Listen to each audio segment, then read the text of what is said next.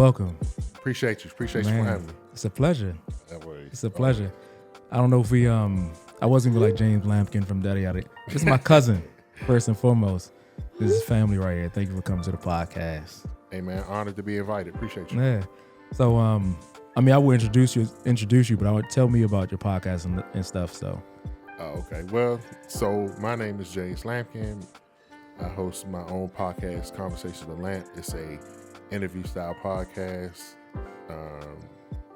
Pretty much name it. I talk to them, a doctor, lawyers, businessmen, businesswomen, real estate agents, boxers, MMA fighters. Like, I've covered a wide range of people and topics. Wow. Yeah. So how'd you get started, and how many years has it been? Let me see. I take my first episode. I think it was 2018. Yeah. Wow. One of my buddies came by. My cousin JP shot it for us. Okay. It was a little. It was. He did a good job. It was just. We did it at the house, and it was a lot of like background sound. Oh, okay, So got like you. A lot of Got space. you. Yeah. Because we ain't have mics or none of that. What you use, like an iPhone or something? Yeah. Nah. He used his camera. Okay. And his camera audio. Yeah. So he was. We was just using the mic that's on his camera. I got you, man. That's. Yeah, I'm sure it's good. It was good. Look, it was the first. You upgraded now. You upgraded. You got mics and everything. It was the first one. So that's what you got to do, man. I appreciate that, and just seeing you do it is one of the reasons why. I knew I talked to you about it a long time ago. Me starting my podcast. Yeah, I was impressed. I told you, like you one of the most intelligent people I know, so you should have been. Here we go. This. I appreciate that. Yeah. Thank you. So yeah, tell me. So I was looking through your episodes, man. You got quite a few listeners, man. Yeah, it's not where I want it, but it's good. So the thing is, right? It's about consistency, and it's about like loyal listeners. Because I could have 1,000 people tune in, you know, and that's, don't get me wrong, that's great, but it's like I'm more focused on like the people that continuously tune in, like every week. Yeah, and I think you got that. Like I was just talking to my brother about your podcast, and just like you are probably one of the best question askers, if you will, like someone who can carry a conversation on and ask questions that normal people wouldn't think about, or even ask the questions that you do think about, but in ways that are just really interesting. So I appreciate. Yeah, because so what I do, I tell people all the time, and this is crazy, like Instagram. Yeah, Instagram, social media. Like people think that you can't learn about them on social media, but you can. Even people that's not. You could tell a lot about a person by what they post. Even if they only post in memes. You could tell what type of person they are even by the memes they post. Yeah. If they post more like, I don't want to say dark, but not really, it's not really positive. It's kind of like right in the middle. Yeah, negative stuff. Yeah, you kind of get a gauge for who they are as a person. So it's like... So did you do the research on me, even though you're the guest?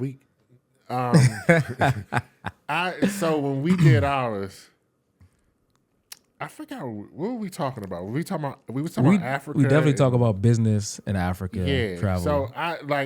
So I knew what I wanted to talk to you about. It wasn't research. It was. I don't really like to call it research. I like to just pay attention to the person. Yeah. If you want to call it research, that's fine. But I like to pay attention. Yeah, I mean, it's appropriate. It's appropriate. Like, I was just actually, I love old time type stuff. And there's a movie I was watching called Downton Abbey. Like, and it's like, if someone's coming to the house, I need to know who they are, who their parent. Like, it's just actually old school class. Yeah. It's old school class. Like, don't bring nobody to my house who I don't know their whole resume. Yeah. And that's something that we don't really have here in America, but that's like old school. You don't think so? Your friend coming over, your mom and dad might be like, what's their name, where you know them from? But we're not really hosting people on that level to be like, I need to hear old resume. And when they get here, they might have their favorite drink, their favorite. Okay. Some people still do it. Some people do stuff like that. So you said we're not the best hosts. Is that what you're saying? I think we are the best host with what we know and what we have. But if we really knew, like if Southern Black, because Southern hospitality is a thing across the world. Nah, that's a real thing. Right. And I think just spiritually we know what to do. Like we just got it intrinsically in us to serve like that. when someone's in our own home. But I don't want to go down this rabbit hole, but I have these theories, right? And it's about Europeans. Europeans, they'll put something in a book. They have to write it step by step by step by step. So they're like, all right, cool. What's the name? What's their favorite food? We just kind of spiritually, we welcome you in. And do you like this? Do you like that? Right. And I feel like if you look at old European culture, it's just more structured. Not better at all, but just structured. And I think I appreciate watching that. Like, oh, they went through that length to prepare for a guest. I don't like structure. Yeah. A lot of us don't. Because, okay, what if I go through all this planning? Mm-hmm. Perfect example, right? Most black people like fried chicken. Right? I do. Right. And you go through all this with a guest and you're like, yeah, we're gonna do this. I'm gonna plan it out and I write it out, and then the person don't even like that. So you're like, oh damn, I done put all this brain power and thought into that. But try and do your research. If they don't, you think they maybe if they're on a diet, maybe they fasting that day. See, food is a little different. Like really, now I think there's certain things you should ask. Like you should ask what their food preference is. Yeah. But anything other than that, like I think me personally, I'm probably speaking from a personal experience. Because I don't like life for me. Even my life is like that podcast. Like I pay attention to what you like, what you don't like. Yeah. If you like, I like to ask questions as we go. Like that's how I like to get to find out about you. Like just asking questions. So I guess that is research, but it's not going to be written out. Right. It's just okay. I remember that. I think that's something that we in our culture that we do draw outside the lines in a sense. We want the opportunity to, if you will, like, let me just feel you out. Let me just talk to you. I don't need you to be structured in a box like that. It's not challenging for me. Yeah. I don't. That doesn't do nothing for my brain cells. But look, this is why, and it's not separated by cultures like at hard lines, but there in our culture a lot more people. We're more free in that way, more creative. And I think in the European old culture, they're more structured. And for me, I need someone who's structured on my team. They don't have to be white or European, but I love to have somebody structured to balance my creative ways, unstructured ways. Okay. So yeah, I love, like, the guy that's working with me now. He's very, very structured. All right, we're gonna do this on this date. Here's the launch date. Here's what we need for an episode. Here are the steps to prepare for a recording. I'm like, okay, I love it. Yeah, that's balance. Yeah, that's balance. Yeah. So I'm wondering that.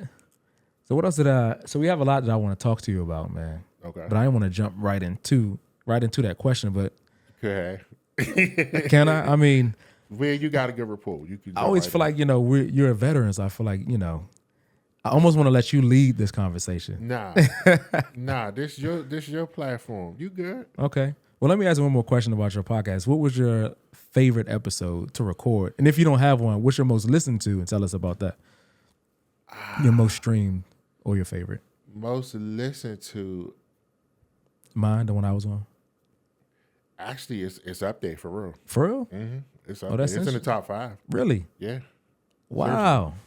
I'm being dead I will serious. say that I did push it, and then my mom pushed it. And it's really. Yes. Okay. I haven't looked at it in a while, but it was one of the few that got over it was close to 700. Wow. Was that 18 or 19? I think it was pandemic when time. We recorded it? Yeah. That was. So it was 20 then. Like 2020. Yeah, because that was during the pandemic. I had an episode that was close to 2,000 listens. It's tricky though, right? Mm-hmm. Because if somebody clicks on it, then it counts to listen. Yeah. So I like the numbers, but I don't get too excited about it because I'm more excited about the feedback you give me because that means you listen to it. Yeah. Like you actually consume the product. You didn't just click it and I'm like, oh, okay, 20 people listened to it today. Right. Did 20 people really listen? 20 people might have clicked on it. And that's why engagement is a measurement that marketing people use, how many people commented and replied and all that stuff. Right, yeah. Okay. Well, that's cool, man. I'm looking forward to actually launching. I guess at the time of launch, it's already going to be launched, but at the moment of this recording, we haven't actually launched the podcast online, but I'm looking forward to it, man, and getting your feedback and your mentorship. Yeah, man, you just gotta put it out, man. Not like I think a lot of people make it too complicated. Like you trust your work, you trust your judgment. You just put it out, man. Okay, feel you, man. So look, let's jump into this conversation. I don't know when it started between us, but it was some time ago where you were always, because you're just your nature, like you always accommodate. You're never rude, never, pressed about a conversation, but you always bring up politics. I used to. Yeah, not now, obviously, but you used to. And I never felt in any way, some people are just aggressive with it. And I don't like talking to people about politics who are just so excited and aggressive about it, but you were never that way. No. However, you were not on the same page with me at all. Diametrically opposed. And I think it might have been to the perceived position that I was in politically. And that perceived position, because I was registered Republican, I would not speak badly or poorly about Trump. But I would speak badly and poorly against the Democrat Party for sure. Okay, but so let's back up because we had our issues before that. Okay, remind me.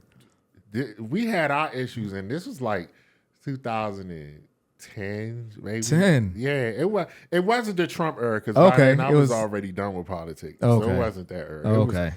It was like it wasn't. That's the thing. It wasn't no election or nothing like that. Mm-hmm. It was just you made a post and you were. You made it known you were Republican. Okay. But see, I apologize to you because I told you I was coming from a place of ignorance. Look, this is 2023 from 2010. Oh man, look. You came today, not today, but like a week ago with an apology. Man, I was so damn ignorant back then.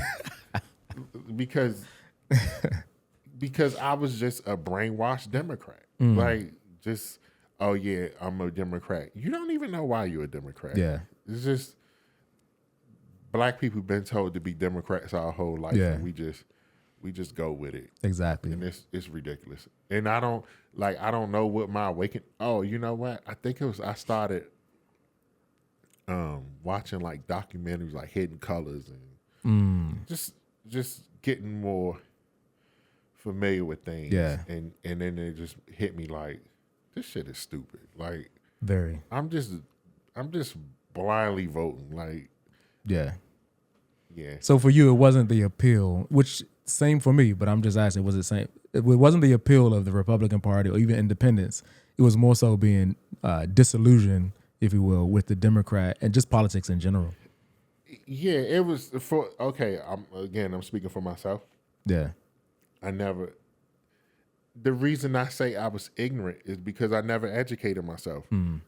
I never took the time to see, okay, what are Democrats standing for? What are Republicans standing on? Like, I never even bothered to look at Republicans because the reality is a lot of people can actually relate to Republican politics. If they actually read it or look. Yeah, it's just they have a piss poor way of communicating. The PR is trash. Yeah, and when it's so fixated in your brain to vote Democrat, you're not even wasting your time to even research what they views are. Nothing. The whole political system is broke, and it's really broken because of us, because of black people. Like, you think the whole political system is broken? Yeah, it's broken. Because of black people? Because of us, yes. Really?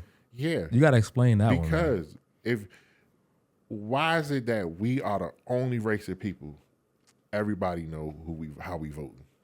Everybody. At like 90-something%. Yeah. Like, why? Even Hispanics. They split. Republican, split. Democrat, yeah. They don't like they come here later and they split. You're born a Democrat, you pretty much die one. I remember I got my driver's license. The lady said, put your name here, your number here, check Democrat. Put your such and such here. And I was like, wait.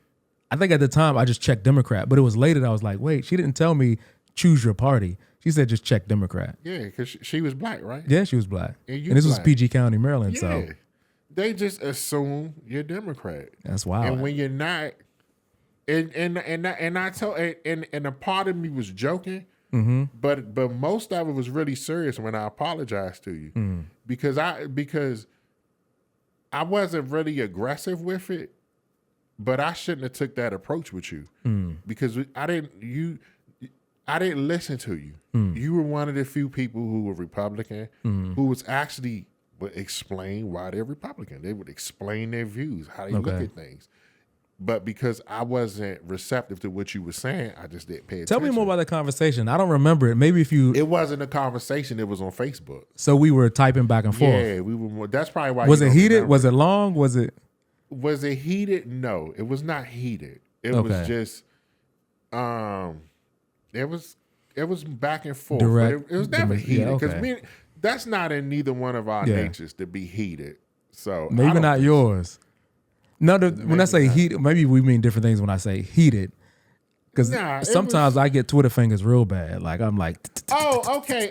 So yes, it was that. Okay, all right, cool. But when I say heated, like personal, never that. And that's what I'm saying. At the end of the day, I don't care what we disagree on. We still family. Right. I'm never gonna be mad at you. And that's what I'm saying. It was never nothing like that made either one of us feel a certain type of way about it. Yeah. But you were typing a lot.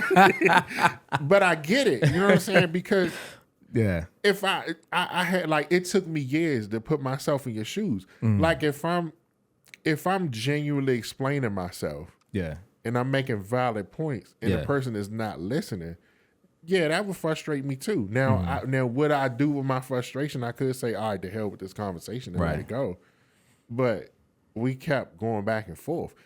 But it was only as I got older that I realized, like, man, he was right all along. Like, he wasn't, like, there's no need, like, I really think it's just that whole passion about it. Like, people are so passionate about politics. And it's not that big of a deal. Was that my point? Because that sounds like one of the points I like. Seriously, and I'm not saying this because on this podcast, you have a really good temperament and balance about politics. You're not passionate. I don't think you're you're not telling me what we were talking about. I got to go get some receipts. Oh, dude, this is way. I don't know how you're gonna find this. This is I can find it. But it wasn't like, see, you don't come from this place of arguing and so passionate where you just blindly debating. You was giving me good facts.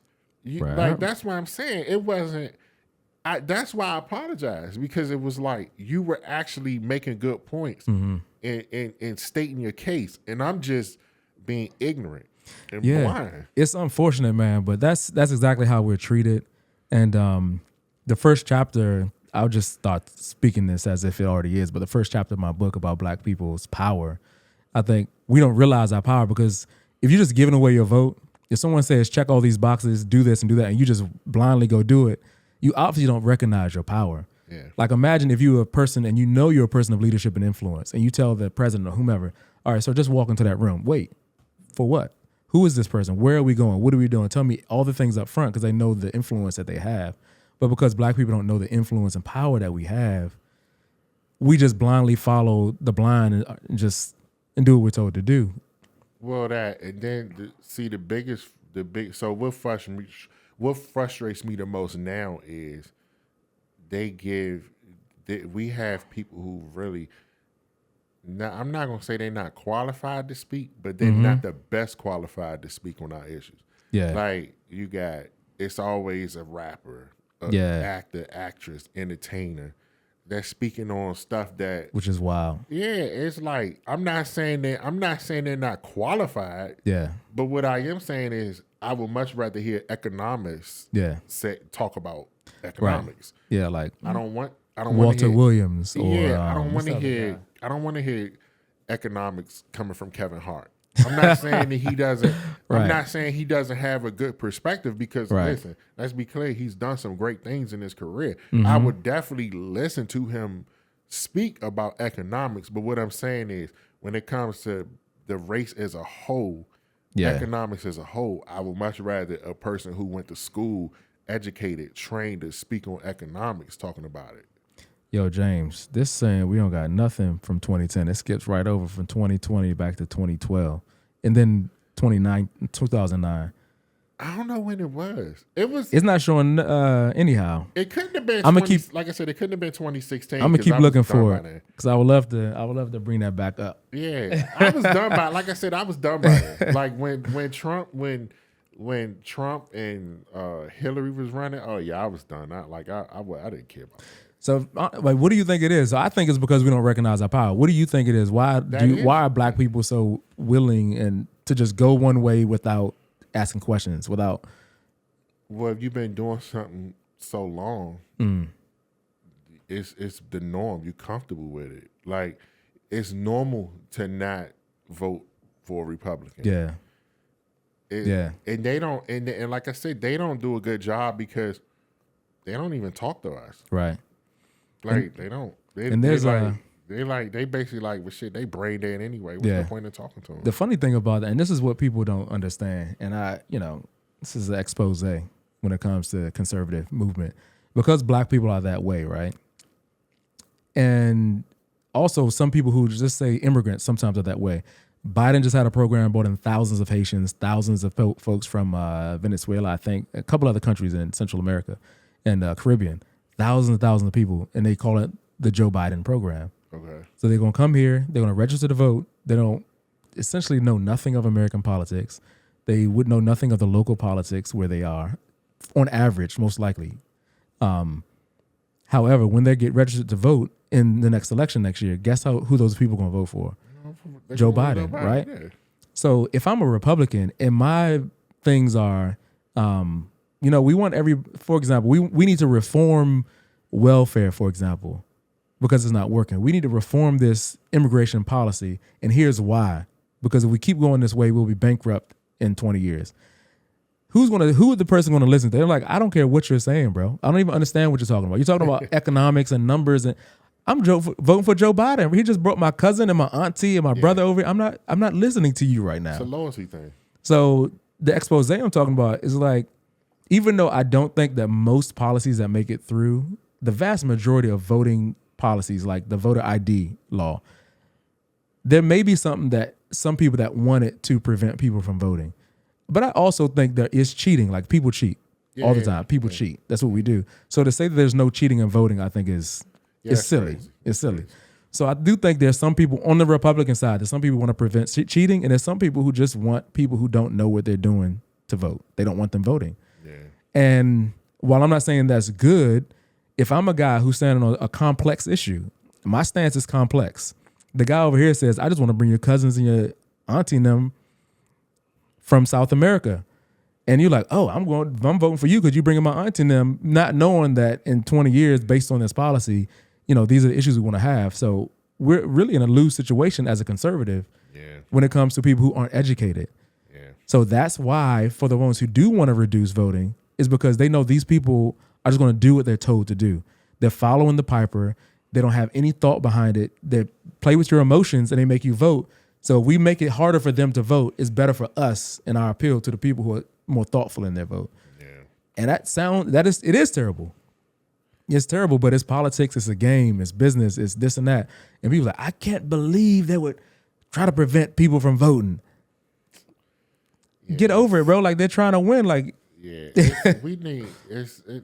country is just so messed up. It's a mess, bro. But I'll say this for us, because I think for black people, and it's funny you say conservative, because most black people are conservative. Vast majority. I test several people, and like my grandmother, my mom, my dad, all of them conservative. They would be Republicans if it wasn't cool. If it was cool to be Republican, they would be, and they wouldn't have to change none of their beliefs. Well, so if I was running a Republican Party, right, what I would do, I would look for a black person. It don't even have to be not Candace Owens. No. None of them. They horrible, like bro. Somebody who elder horrible. Honestly, and again, I'm not talking less because we hear somebody like a person like you. Mm. Like, we grew up in Capitol Heights. Yeah. So you could relate. You know what I'm saying? You could relate to people in Capitol Heights. Yeah. But you have conservative views. You educated. You smart. Like, there's a balance there. Like, okay. We just gonna be honest. We know when a certain black men when certain black men walk in the room and they got that corny vibe to them, we already not listening, right? Yeah. just be honest. Right. Somebody like you, right? You don't have that corny vibe, but you have an educated vibe. I appreciate it. Yeah. But again, look, everybody can't decipher shit. Yeah. Like some people, you're gonna have some ignorant folks that look at you like, oh, he corny. Yeah. You there's nothing you can do about that. But for the most part, most people will look at you and be like, okay, like he's a smart man, he's educated, he can communicate. Like that's what they need. They need the Republicans need a young black man or woman. It doesn't matter. And if I'm being honest, wow, I don't know. I was gonna say if they probably be best served to get a woman, but I don't know if I want to go that far. Because if it's a woman, you not only do you have to overcome race, you got to overcome gender sex too. Yeah, because it's still a lot of sexism in this country, whether people want to admit it's it true. or not. And even if it's subconscious, people don't. A lot of times we don't know we're subconsciously sexist and racist and stuff, man, and we think we not. I'm not even gonna say subconscious. Oh, some people are blatant with it for sure. Yeah, that's what I'm they saying. don't think a woman should be leading. Period. Yeah, I don't and that's what I'm saying. I don't even think it's a subconscious thing. I think it's just there's a section of men who do not want women to be leaders. Yeah, and for sure. Like that's just what it is. Yeah, like my grandmother's senior pastor of my church. Some people like, I don't understand how you can go there. Yeah, and look, I don't want to go down that rabbit hole, but when she started the church, immediately she says, I'm looking for a married couple, a married man to take leadership of the church. She started almost 25 years ago. And she consistently has said, I'm looking for that. I'm looking for that. And then my dad came along, and now my dad is the executive pastor of the church. Oh. So I don't know that. I don't know if it's a sin for a woman to like establish a church. Like when I say sin, I know that this is not a Christian podcast per se, but the idea that I'm saying is like, I don't think that God is going to say, if you're a Christian pastor, you're going to hell. A female pastor going to hell. I think sometimes God uses women. Women can be used to do things that normally a man would do, especially if a man's not doing what he should be doing. A woman can step in and get it done and prepare the way. And I feel like some way, some form, she kind of wanted to do that. That was her aim and her goal. And I honestly think that's okay. But you're absolutely right. Some people, I don't care for what reason, none at all. I'm not going to vote for a woman, or I'm not going to follow a woman. So now thinking about it and talking about it more, it should be a black man, right? A black man. Not like, because you gotta get somebody who's the Republican Party needs a Barack Obama, right? Somebody that's charismatic, great communicator. They could use somebody like that, but they're not grooming nobody like that. Yeah. You get like a Tim Scott. Nobody listening to him. The issue is, the Republicans. Here's the thing: say, for example, white people are 50% of the population. Yeah. And black people are 13%. Yeah. Why would we put our millions and millions of dollars behind a black Republican to try to win the black folks? When we've done that in the past and we've wasted millions, wasted. It's like you're putting good money behind bad, or bad money behind good, whatever they say. Even if an Obama came, they're gonna be like, black people not gonna listen, bro. Okay. I think that's the mentality that they've had over the years. And that's why you'll stay behind. What did me and you talk about before we start recording? What was you saying? Well, I mean, we can work our way back from Marianne Williamson to say that about black people having power. Not that. I'm talking about on your board. Yeah, black people having power. Exactly. The power that we have. Influence. So if you found a charismatic black man, good communicator, somebody that everybody can identify with, right? Not just a rich black man, right, or a black man that didn't grow up in Capitol Heights like we did. Right. Somebody that everybody can relate to. They've never, the closest they came, right? The closest they came, and I don't know his full background, was Colin Powell. Okay. People love Colin Powell. People love Colin Powell. But he refused to run. And he refused to run. That's what I'm saying. Yeah. If they could have convinced like Colin a black dude from the hood that became a general in the military. Oh, he was from the hood? He wasn't from the hood, but I don't think he came from like wealth. Like he came from because he's like meager beginnings. Right? Yeah, he's half Jamaican, half whatever. So that's what I'm saying. He's somebody. If Colin Powell had said, you know what, I'm running for president. That's another thing. We're not gonna talk about half Jamaican, half Indian, half white. Yeah. Tim Scott is all black. They're not going for that. He need to be half something. Nah, and that's maybe a conspiracy theory, but if you look at the highest leaders in our government that have achieved things, except for Condi. Oh, Condi, Secretary of State. But go ahead, man. I cut your thought. Because I can't say I disagree with you because you gave me some facts. It's a conspiracy. Right. It's a little bit of a conspiracy. Not conspiracy. I think it's testament to like even just a subconscious or even consciously saying, I don't think that an African American black person should be or can lead effectively. But if you're half Kenyan and half white, all right, I think you can do it. Well, but if you was from Compton, and your mom and dad was from Compton, oh, absolutely not. Because you might try to uplift that 13% black people and do some crazy stuff. But you have Kenyan and you have white, you have elite, half, you know what I'm saying? Well, okay. But if we getting into some stuff right now. But I think too, you gotta, okay, anybody that's biracial, right, yeah, they can relate to both races. Like Obama. Yes. I can give you two responses to that. Okay, from him and Kamala. Okay, go ahead. What's your responses? Obama said in his book, his first book, what was the name of it? I didn't read it. So I listened to a good portion of it. He said that he did not identify with his black side, with his blackness, until he went to Chicago and became a community organizer. So he was raised by his white parents in Hawaii, of all places. Mm-hmm. His white mom married a Cambodian man. They moved to Cambodia for some years. So imagine white grandparents' mom in Hawaii, then go from there to Cambodia for your formative years, and then from there back to wherever he went. And then finally in college, he's going to Harvard?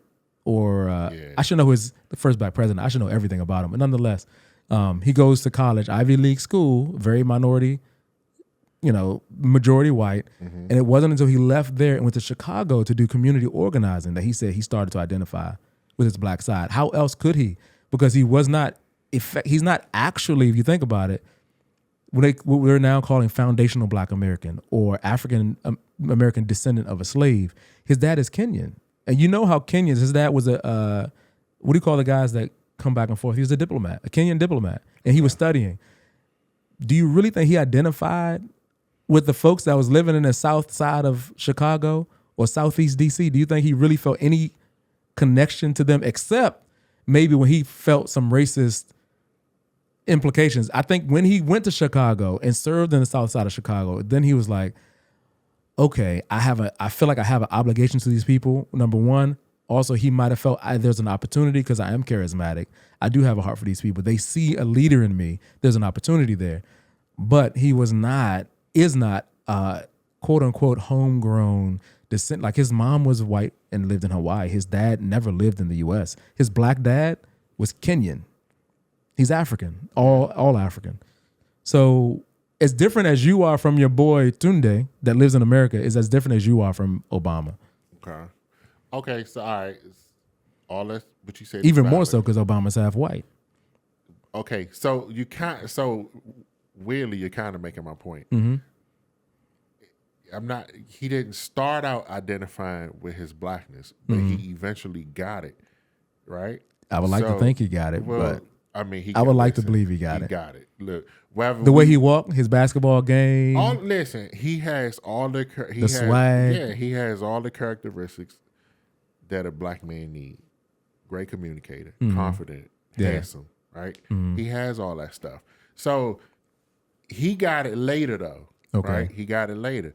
He started out with his white family. So automatically he's culturally ingrained in that because that's what he started at. Yeah. So then I'm not faulting him for it. Yeah. No, we're not faulting him. But actually you kind of making a point for both of us. Mm-hmm. Because if you grow up, you know what I'm saying, you grow up in different cultures, right? Yeah. you get to identify with different stuff. Somebody like me, right? Let's just be honest. I grew up in Capitol Heights. Yeah. I'm not that cultured. I'll just be honest. I'm not, right? As I've gotten older. Yeah, I think you're funny, bro. You like sweet potato fries. What is that? You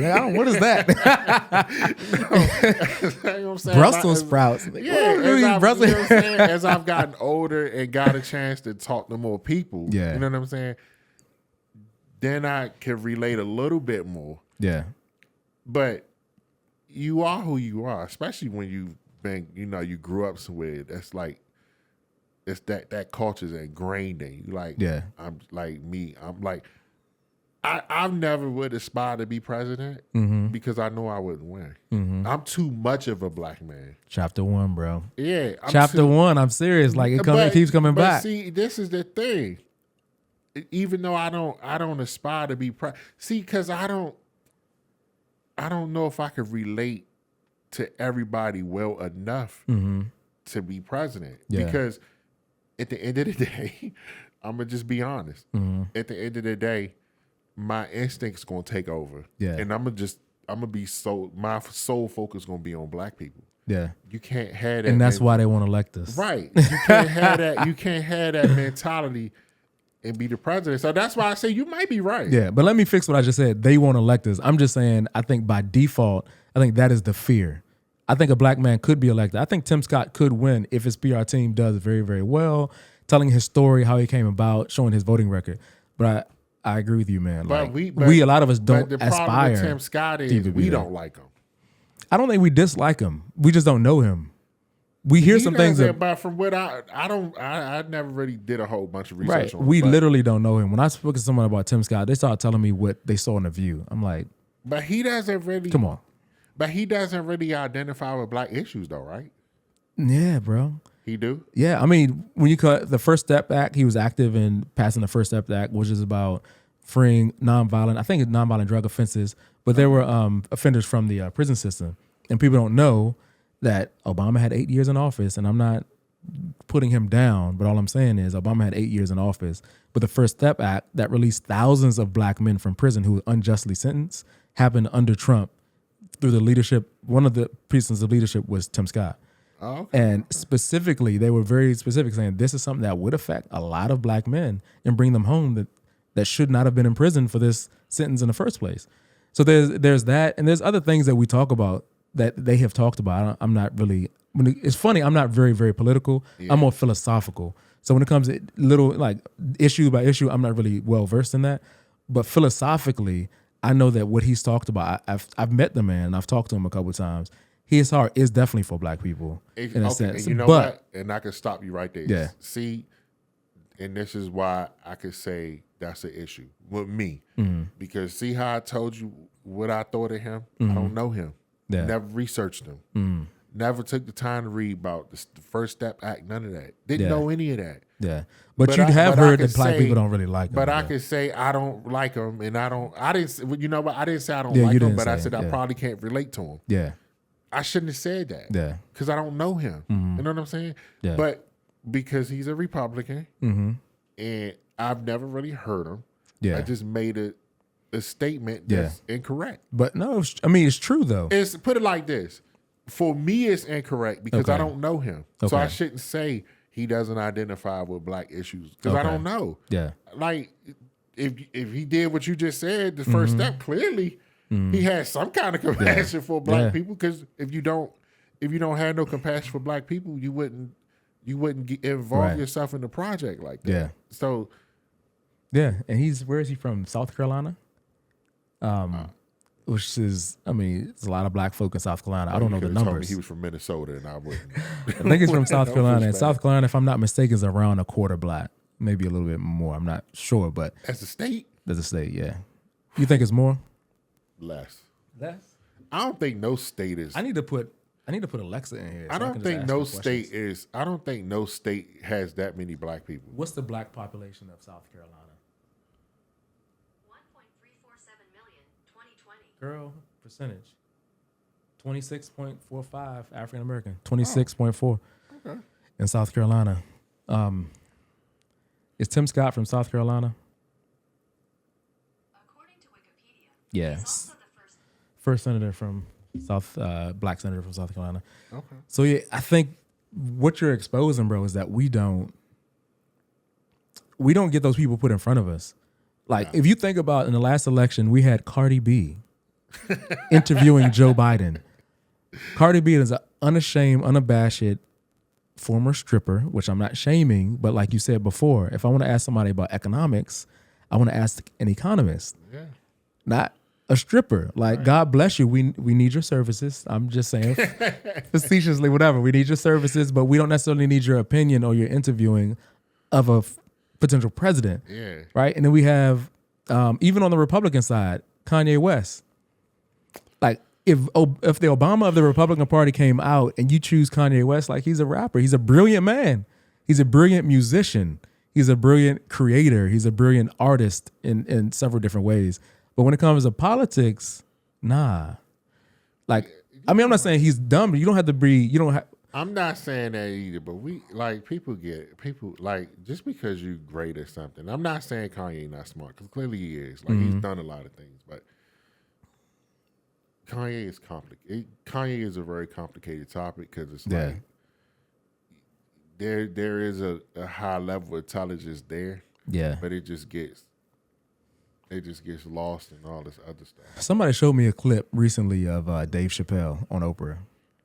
And Dave Chappelle said that over the course of his career, while he was on the Dave Chappelle show, he said constantly there were people that came to him and said, "Hey, I don't know how he said it was really happening, but he said people were following him, telling him that he's crazy. There were doctors trying to put him on psych meds." Put Dave Kanye Chappelle. on, Dave Chappelle. He's talking about himself. This is years before Kanye was even big time. From what I understand, he said people were following me. He said you eventually start to think you're crazy. He said, but I told my manager or this one or that one that I'm not going on those meds. Yeah, you can't go on. And he said that he said after a while, when you got professionals telling you that, no, you have a problem, you have this problem. And he said, you also have the weight of just influence of fame and all this other stuff. Like, they said, you really can't deal with fame, so you need these drugs. He said, no, I love being famous. Was rocking, like, was getting to me is that you telling me that I'm crazy. And I think that a lot of people, particularly, look at Lauryn Hill. Yeah. They're going to eventually convince you that you're crazy. There's a video for, I think she's 25 years old, speaking at some event. Brilliant, bro. I was floored by just her articulation of just different thoughts. Fully white crowd, brilliant. Mm-hmm. But then just somehow walk down that path of now being labeled as somewhat crazy or whatever. And then Kanye, I think similarly, man, he probably had these ideas long before about the uplift of black people, inspiring people, faith and all this other stuff. But like he said, on meds. Somehow he was told it that he was crazy. I'm not saying that he doesn't need the meds, because I don't want to put that forward, because I know people in my family that need meds and have taken it. It's really helpful. But we just have to be careful with picking people to be our leaders. Well, you got to be careful. See, that's the thing. Like, I don't know. And maybe, I don't know, but do we really need, this is something I've always wondered. Like, do we really need leaders? Why do other races have leaders? They do, however, they're not fantastical leaders. They're like quiet political leaders. Yeah, why our leader always have to be in the front?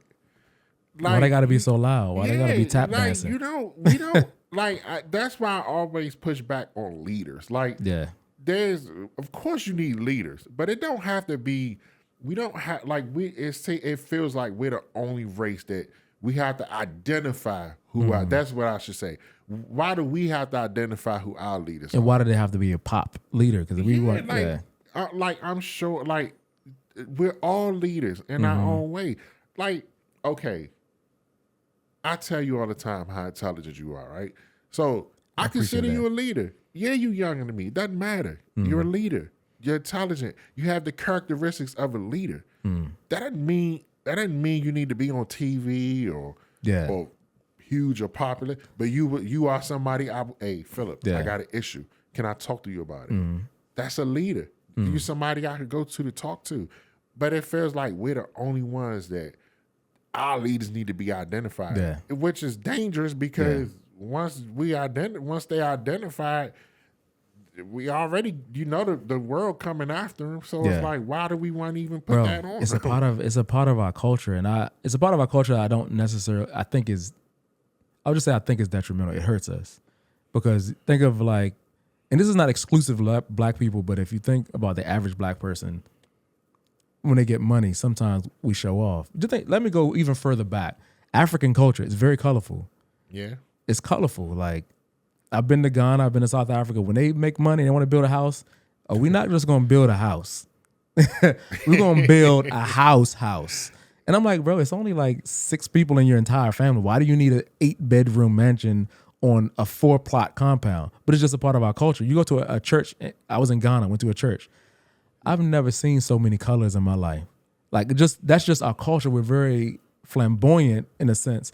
And I think that when it comes to even to us selecting our leaders, the flamboyancy and all that stuff, it just appeals to us. And I think appeals to some of us, right? Yeah. And I think that we need to be cognizant of that. I think that's a part of not knowing yourself, the part of not knowing your power. Because if you know your power, you probably also know your weakness, right? Yeah. You know what you're strong at, you know what you're weak at. And we should realize our power is influence, right? Our power is inspiration. Yeah. So that means we should be weary or leery of being influenced and, drawn a certain way by that strength in us. You know what I'm saying? Yeah. But we haven't really been made aware of that. So if someone does a little, plays the right chord, does the right shuck and jive, gives a little speech in an old preacher voice, we all jumping and dancing. And meanwhile, they ain't doing nothing. They're saying nothing at all. Like if you look at Obama's speeches, and I'm not ragging on him, but he is the most successful black man in politically in America that we've had. Oh, yeah. All right? It's not even close. So the reason why I mentioned him is because he has had that among us and across the world, but specifically talking about us, the way he spoke, bro. We were moved the way he spoke. We were moved the way his swag. We were excited that he played ball and was good at ball. Yeah. He had a beautiful black wife. All of that moved us. Yeah. But at the end of the day, when we look at economically, we look at socially across the board, how did Obama benefit us as black people? And that's an okay conversation. People say, well, he's a whole country. I said, you don't think the Hispanics and the Jews and others are thinking about what is he doing for us? Right. So when we think about what he's doing for us as black people, he didn't even promise us anything. He didn't even say, I'm going to do this for black folks. He just gave us swag. He just gave us vibes. Give us vibes. We voting for you. So and that's not good. Our biggest issue, right?